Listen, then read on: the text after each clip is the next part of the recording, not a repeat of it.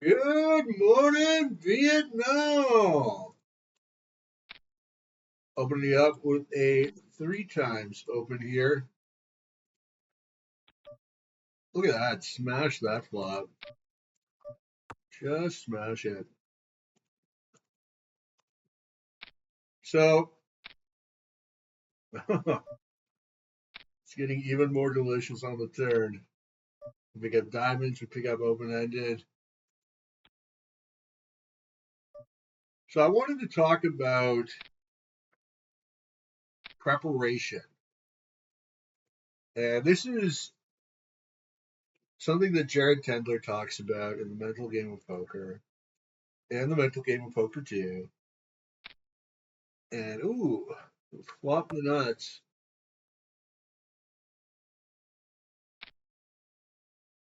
And I think preparation is very important. So, by preparation, what do I mean? I mean, well, first of all, okay, sleep. It all begins with sleep, and I'm a huge believer in the importance of sleep. I know as a father, as somebody who lives in a fucking shoebox condo with three other people, it's not always that easy to get the optimal amount of sleep, which is, by the way, 8.5 hours a night. So yeah, you're gonna start with a quality 8.5 hours of sleep, ideally, and the closer you can get to that, the better.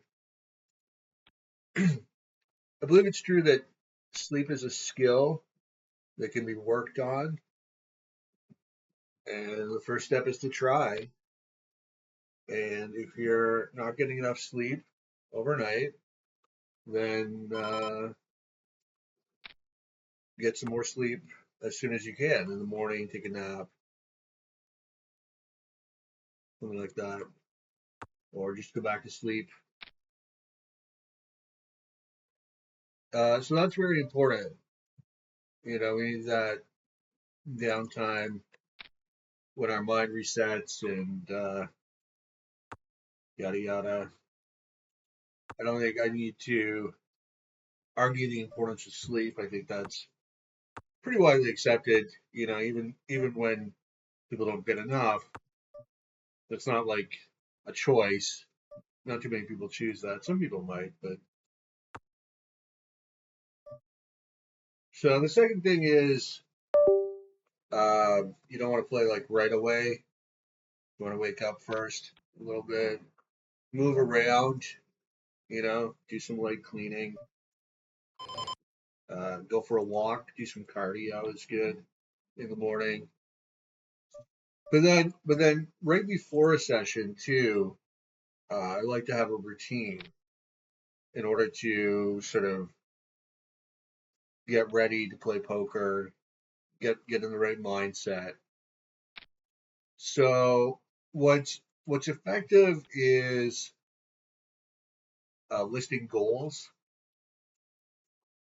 identifying your goals, and these can be monetary. There's nothing wrong with that.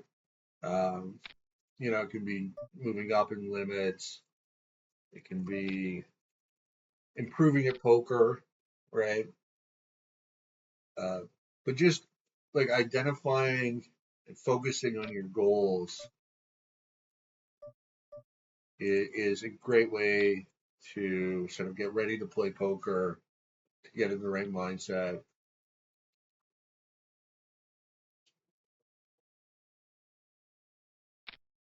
It's going to be hard for Villain to continue here. Maybe he has, yeah, why not? All in. And aside from that, aside from focusing on your goals, and I like to like just write them down and review them, think about them, long-term goals, short-term goals. Uh, also, like listening to music can be a good sort of warm-up routine, getting ready routine, or psyching yourself up. You know, um, having coffee. That's a good one. But just to have like a routine, a pre-session routine. I think you'll find that helps your results, helps you come out swinging at playing strength. Whereas if you don't do this, then the first 5 or 10 minutes of your session is going to be your warm up, and you'll notice that. I know I certainly do. When I skip my warm up, I notice that I make a lot of mistakes during the first 5 or 10 minutes that I don't make later on in the session when I'm more keyed in. And then the other thing is that I wanted to talk about, which is just like playing your A game or playing at your absolute highest level, and sort of refusing to do anything aside from that. So a few months ago, I discovered the concept of flow in the sense that Columbus discovered America. I mean, I had heard of it before, but I started trying to like apply it to poker, and I started really critically analyzing my sessions, you know, and I found that after 45 minutes to an hour, um, my attention would really drop off. So just hold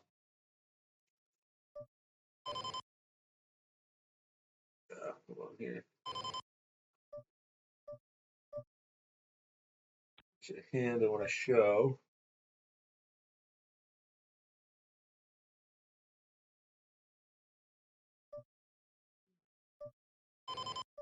You're experiencing technical difficulties. Please stand by. Damn, I missed the river. But are we still good? We're still good. He was just airballing. These guys are tough. These rigs are tough. You're not going to see a fish make that play too often. Maybe a killer whale, crazed whale.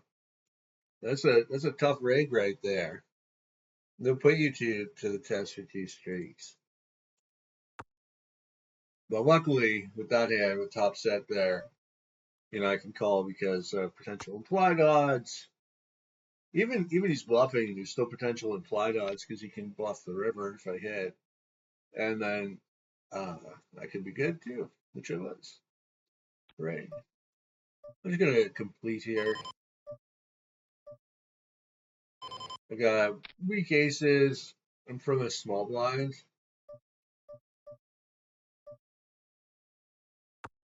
I think this is a nice play to just complete. You're not gonna want to bet that many flops. Like I think this hand plays well as a complete pre. You're just not gonna you're not gonna want to bet often enough. And you're out of position, right? So you raise with this hand, you break the flop, you check fold. Like I could do that for a much cheaper price. I don't know. I want to just fold this hand. I'm gonna just fold this hand. Might get my PLO6 Bro membership revoked. I'm not really supposed to fold pre. Certainly not a hand like that, I don't think. But you'll notice this guy's kind of short behind us. And I don't know. We're not in terrible shape against. Oh my god. Wait, does anyone make a boat? No? Oh well. There'll be results in Argentina. Decent flop here. I raised pre. I believe.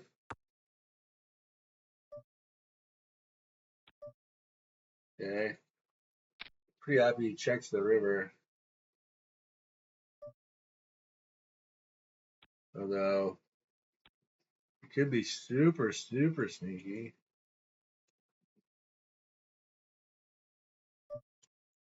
All right, we flop top set here.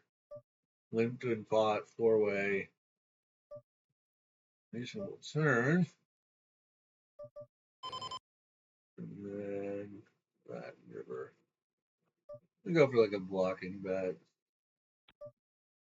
All right, maybe maybe you had a set. Let's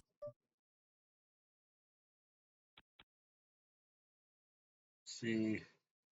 Oh, you had ace jack. Maybe we can peel here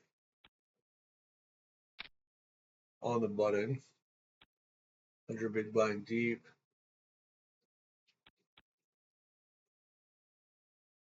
Not a great flop. Bottom two. Gutter. Happily check back. Happily check back. Six kind of kills our hand. Now you see the danger of peeling flops even against loose opponents there. He actually had like a real monster in a hand. So anyway, back to what I was saying um, about always playing your best is that's another thing you want to do um, with online poker, in my opinion, is to sort of track. Well, first you should keep like a poker journal, right? And then immediately after your session, ask yourself, how did I do? Was I playing like at a high level or was I making a lot of mistakes? Incredible, incredible flop here. I raised pre also.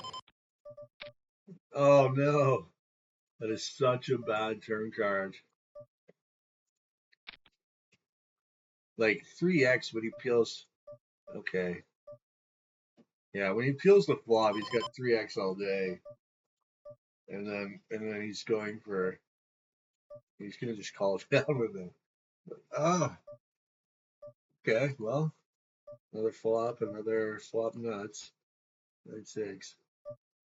Yeah, so keeping a journal and sort of evaluating, making sure that you're playing at your optimum every single session. Um, that's also very important.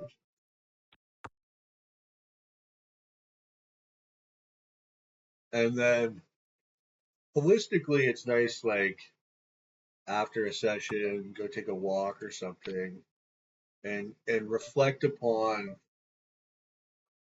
the hands that you played the session itself. Because what's happening when you're playing at like a really high level is you're just taking all this information in off your screen, right? And you're processing it um, at like a really high speed, but you can only do this for so long, and so at a certain point you need to clear that buffer, your input buffer, right? You need to ideally you want to get as much of that info into your sort of long-term memory bank, and so that's why it's really good after a session, take a walk, relax, think about the hands, allow that all that data, that you've been absorbing from your computer screen, right? All the little numbers and just information on your opponents and how they're playing and everything like that. Their stack sizes, you know, everything like that. All that information that's been processing, you need to give it an opportunity to sort of get out of your buffer, your RAM, and and for your mind to take the lessons that it can take from that experience into your long-term sort of strategic how to play PLO file, if you will. Which doesn't mean that you can't play longer sessions, um, but that is a skill that needs to be developed, in my opinion.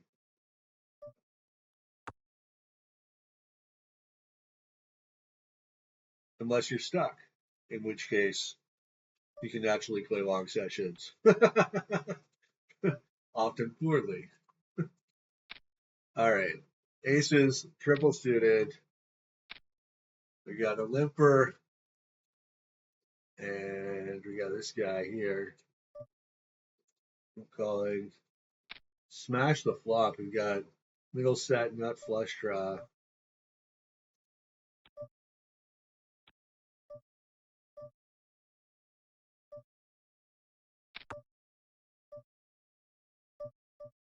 More than happy to stack off now. Although, if this guy in the small blind check raises, it will be king king quite often. He still might have king king. You check back that. Oh, great river. Now we got the nuts.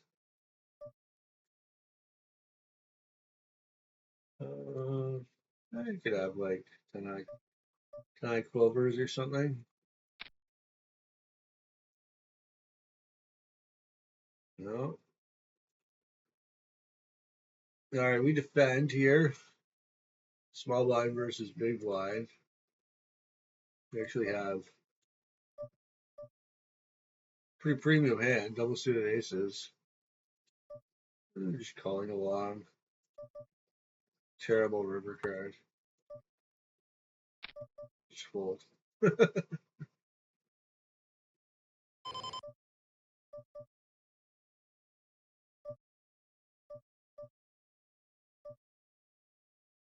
All right, we flop the nuts here.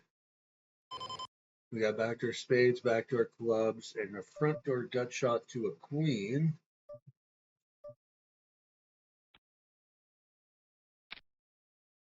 Could still definitely be getting free roll. We pick up a boat free roll, which is something, which is not nothing.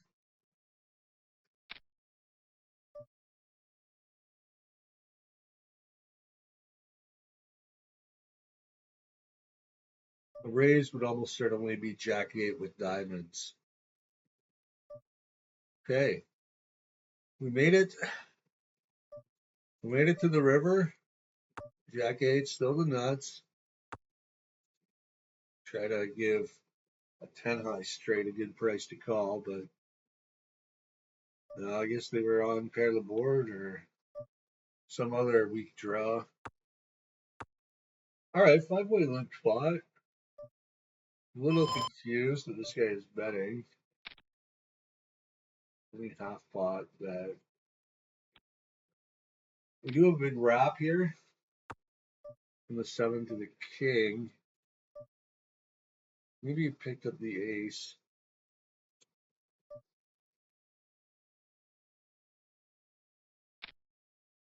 And definitely gonna check.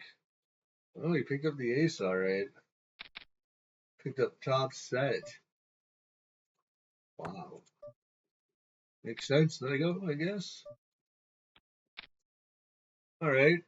We flop top and middle. Out of position. SPR still quite high. So we opt for a check call. and pull the river. A lot of stuff gets there.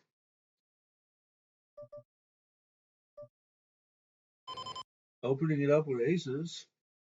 Single suited, but a nice hand structure. 4 diamonds. It's a little unfortunate.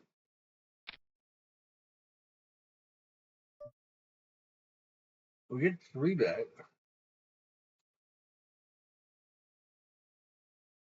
Guess I'll just call. Wish I had 4-bet, you know.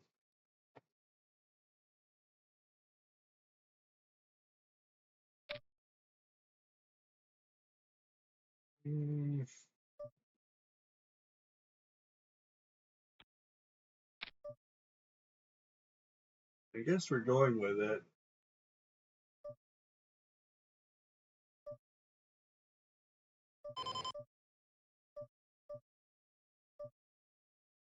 Let's see what he's got.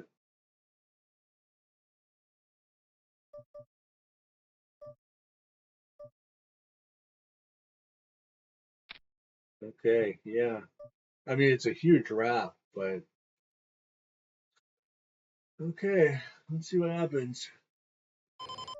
Uh, what I like to do when I'm all in is say just this Mexican song, Que sera, sera. I like to just say that to myself. This sort of mantra, you know, whatever will be, will be. Now here's the question. Do we raise? Should I call, I guess?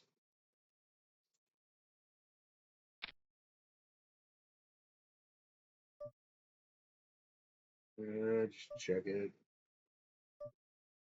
Wow, yeah, we should have raised, I guess. We had a nice free roll there. Easy to say in retrospect. Oh, what happened? Okay. We got a flop.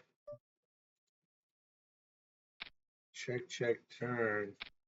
Gotta take it down.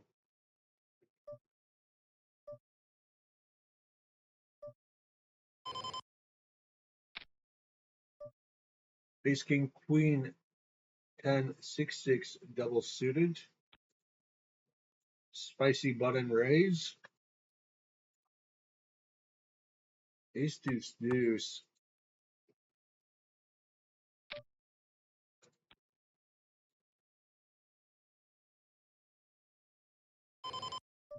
All right, I like to play raise fold from the small blind, more or less. But with the player already in, and say I'm not quite strong enough to squeeze, guess call's okay.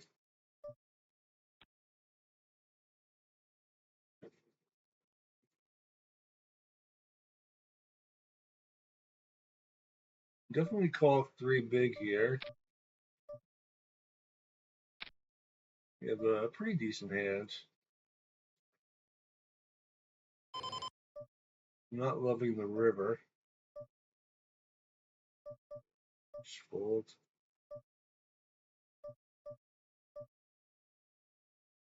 Ooh, we get 3-bet. Definitely gonna peel this hand. Not a great flop. 2, 3, 4. Shouldn't be that good for him either, but he disagrees. Very strong button open here. Ace, king, king, queen, jack, 9. No customers.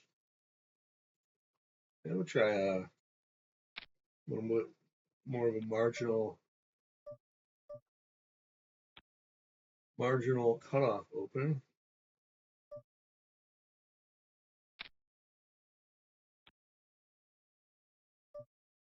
Flop is king, 5, 4. Check back.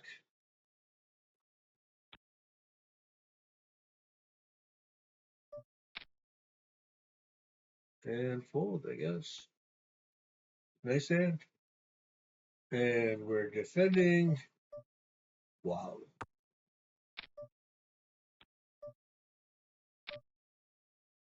What an incredible flop. Middle set, nut flush draw. Surely he does have three aces. How sickening is that?